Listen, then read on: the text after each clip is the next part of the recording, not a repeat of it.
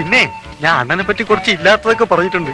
വെറുതെ പൊക്കി അടിക്കാൻ വേണ്ടി കൈന്നിട്ട് കാച്ചി. സത്യം പറയണ ഞാൻ ഇന്ന് ഇവിടെ വന്നത് പ്രസ് മീറ്റിനല്ല. ഞാൻ വന്നത് ഈ ചെറുക്കൻ എന്തൊക്കെയാണ് ഇന്റർവ്യൂവിൽ പറയുന്നത് നമുക്കൊന്ന് അറിയണമല്ലോ. നമ്മൾ നേരിട്ട് ഇതുവരെ കണ്ടിട്ടില്ല.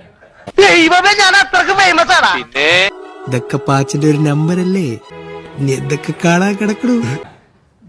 അപ്പൊ എന്താണ് പറയുന്നത്, എന്താണ് പരിപാടികൾ? ഇപ്പൊ 2-3 സിനിമയായിട്ട് ഒരുമിച്ച് അഭിനയിക്കുന്നു. അപ്പം അഭിനയിക്കുന്ന കാര്യങ്ങളൊക്കെ നമുക്കറിയാം, എത്രത്തോളം ഡെഡിക്കേറ്റഡ് ആണെന്നുള്ള കാര്യം നമുക്കറിയാം.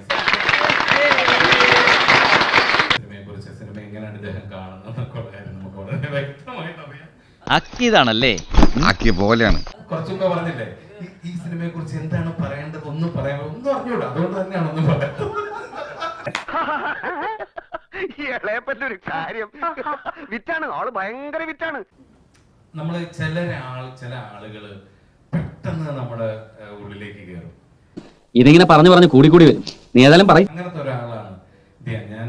വലിയ വലിയ ജഡ്ജിമാരും സിനിമാ താരങ്ങളും ഒക്കെ നമ്മളെങ്ങനെ അങ്ങോട്ട് പുകഴ്ത്തല്ലേ? ധ്യാന്റെ കൂടെ ആദ്യത്തെ ഒരു ദിവസം അഭിനയിച്ചു കഴിഞ്ഞപ്പോ തന്നെ എനിക്ക് ഒന്നും അങ്ങോട്ട് പറയേണ്ടി വന്നില്ല. കുറെ കഥകളും കാര്യങ്ങളും എല്ലാം പറഞ്ഞ് പെട്ടെന്ന് ഒരാളുടെ മനസ്സ് കീഴടക്കാനുള്ള എന്തോ ഒന്ന് ധ്യാനിലുണ്ട്.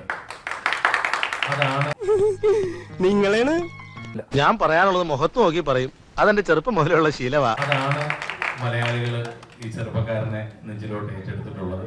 അതിനകത്ത് യാതൊരു സംശയമില്ല. അപ്പൊ എന്തായാലും ധ്യാന്റെ ഒരു സിനിമ